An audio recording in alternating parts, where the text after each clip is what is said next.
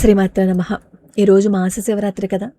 తాడేపల్లిగూడెం శంకర మఠంలో స్ఫటికలింగానికి జరుగుతున్న అభిషేకం అనమాట. ప్రతి మాస శివరాత్రికి ఇక్కడ అభిషేకం జరుగుతుంది. అలాగే పెళ్లి రోజున, పుట్టినరోజున ఎవరైనా సరే అభిషేకం చేయించుకోవాలి అని అనుకునే వాళ్ళు అభిషేకం చేయించుకుంటూ ఉంటారు. ఈ స్ఫటికలింగానికి పైన రుద్రయంత్రం కూడా ఉంటుంది. ఇదే వీడియోలో ఉంది, మీరు ఒకసారి చూడొచ్చు.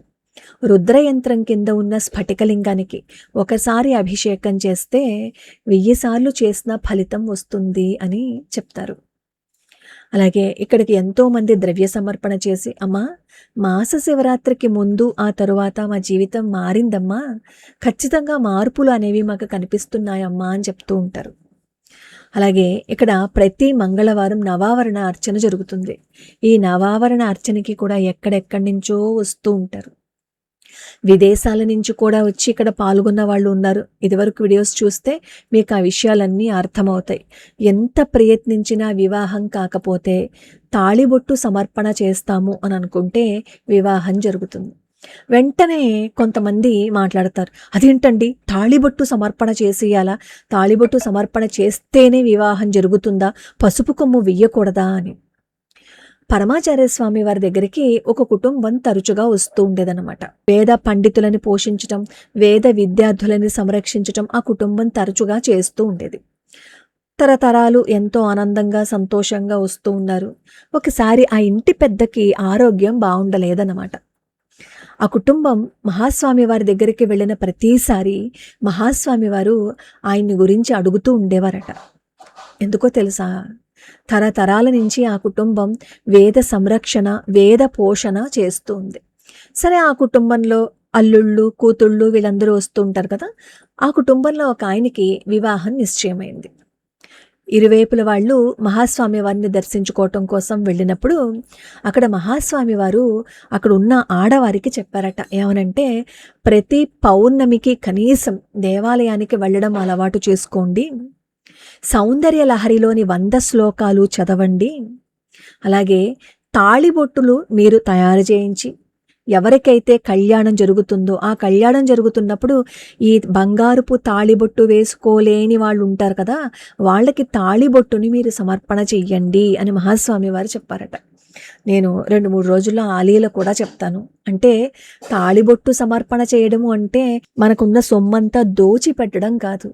ఏదైనా సమర్పణ చెయ్యాలి అంటే ఒక యోగ్యత ఉండాలి, ఒక అర్హత ఉండాలి. మనం అనుకుంటే ఏది చేసేయలేం. కాబట్టి తాళిబొట్టు సమర్పణ చేసేయమంటున్నారు, బంగారం ధరంతో తెలుసా అని కామెంట్లు పెట్టే వాళ్ళ కోసం నేను ఏ వీడియో ఎప్పుడూ చేయను. మనం ఏది మాట్లాడతామో అదే మన తలరాత అయిపోతుంది. అందుకే వీలైనంత వరకు మనం మంచినే మాట్లాడాలి. ఏమో తాళిబొట్టు సమర్పణ చేస్తాము అని అన్నప్పుడు అమ్మవారు మనకు ఆ శక్తిని ఇవ్వచ్చు కదా. ఇవ్వలేరు, మేము చేయలేము అని అనుకోవడం ఎందుకు?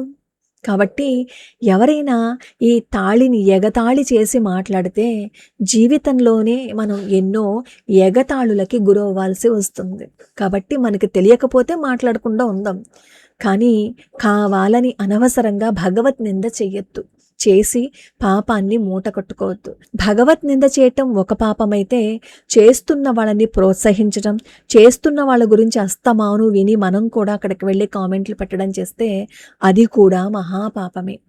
ఈ మాటలన్నీ నేను ఎందుకు చెప్తున్నాను అంటే, పాపం తెలియక ఒక్కొక్కసారి కొంతమంది కామెంట్లు పెట్టుకుంటూ ఉంటారు కదా, వాళ్ళకి ఆ పాపం అంటకూడదనే ప్రయత్నమే నాది. సర్వమంగళ అమ్మవారి ఆలయం తాడేపల్లిగూడెంలో ఉంది, ఏలూరు రోడ్డు. ఏలూరు నుంచి వచ్చేవాళ్ళు బస్సు ఈ తాడేపల్లిగూడెం శంకర మఠం దగ్గర ఆగుతుంది. మిగతా ఎక్కడి నుంచి వచ్చినా బస్ స్టాండ్లో కానీ రైల్వే స్టేషన్లో కానీ షేరింగ్ ఆటోలు ఉంటాయి. అలాగే ఈ శ్రావణ మాసంలో నెల్లాళ్ళు కుంకుమార్చన చేయించుకోవటం కోసం ఎవరైతే 516 రూపాయలు ద్రవ్య సమర్పణ చేస్తారో వాళ్ళు ప్రత్యేకంగా మళ్ళీ మాస శివరాత్రికి 216 రూపాయలు ద్రవ్య సమర్పణ చేయక్కర్లేదు. వాళ్ళకి మాస శివరాత్రి పూజ ఈ 516 రూపాయల్లోనే చేసేస్తారు. కానీ మేము నెలంతా చేయించుకోలేమండి, ఒక మాస శివరాత్రికే చేయించుకుంటాము అని అనుకునేవాళ్ళు మాత్రం 216 రూపాయలు ద్రవ్య సమర్పణ చేయవలసి ఉంటుంది. ఈ నెల్లాళ్ళు అక్కడ కుంకుమార్చన జరుగుతుంది. వీలైతే వచ్చి ఒక్కసారి అమ్మవారి దర్శనం చేసుకోండి. అమ్మవారి దర్శనం చేసుకుని అమ్మవారి ఆశీస్సులు, అమ్మవారి అనుగ్రహాన్ని పొందండి. ఎక్కడెక్కడి నుంచో వస్తూ ఉంటారు. అలాగే ఈ శ్రావణ మాసంలో సంకల్పం కూడా చేశారు, అమ్మవారి మంత్ర జపం చేయటం. కాబట్టి దూరం నుంచి వచ్చేవాళ్ళు ఎవరైనా సరే మీరు ఇక్కడికొచ్చి ఒక రోజు 2 రోజులు ఉండాలి అని అనుకుంటే ఇక్కడ వసతి గృహాలు కూడా ఉన్నాయి. ముందే గనక మీరు వాళ్ళకి చెప్పినట్లయితే ఆ వసతి గృహాలు ఏర్పాటు చేస్తారు. కాబట్టి మీరు మీ సౌలభ్యం చూసుకుని అమ్మవారి అనుగ్రహం కావాలని, అమ్మవారిని చూడాలని తపనతో, ఆర్తితో అమ్మవారిని అడిగితే ఆ అవకాశము, అదృష్టము అమ్మవారే ఇస్తారు.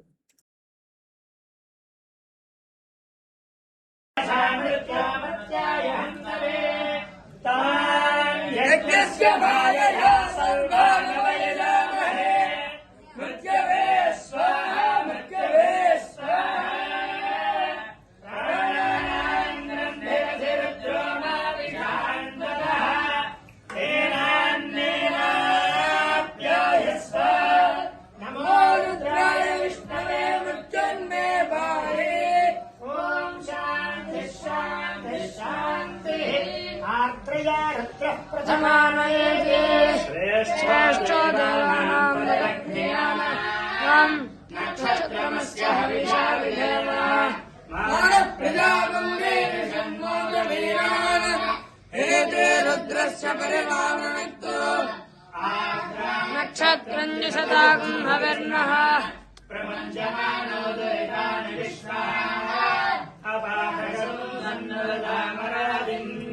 మూలం ప్రజాం వీరవదీం విజేయ పరాచ్యేదనిర్విత్పరాత్రం పశుభిः సమర్థం అహర్భూయాద్యజమానాయ మహ్యం అద్య సవితే దధాతు నక్షత్రమితి వదంతి పరాచీం వాచా నిరుతిం దదామి శివం ప్రజాయే శివమస్తు మహ్యం ఆపోధిష్టానయో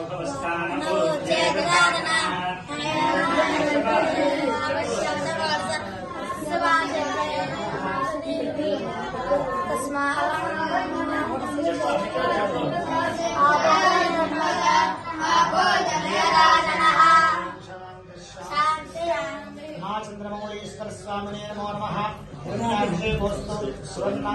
సాధ్యారుడయశ్చయే తస్మాద్యజ్ఞాత్ సర్వహుతః సంభృతం బృహదాజ్యం ఉపయోగస్తాగశ్చక్రే వాయవ్యాన్ ఆరణ్యాన్ గ్రామ్యాశ్చయే తస్మాద్యజ్ఞాత్ సర్వహుతః రజः సామాన్యయజ్ఞరే ఛందాగుంసయజ్ఞరే తస్మాద్ యజస్తస్మాదజాయత తస్మాదశ్వా అజాయంత ఏకేజో భయాదతః తస్మాజ్జాతాజావయః యద్పురుషం యదధో యథావ్యకల్పయన్ ముఖం యమస్య గౌబాహు బాహూరూపాదా ఉచ్యేతే బ్రాహ్మణోస్య ముఖమాసీత్ బాహూరాజన్యః కృతః ఊరు తదస్య యద్వైశ్యః పద్భ్యాగుంశోద్రో అజాయత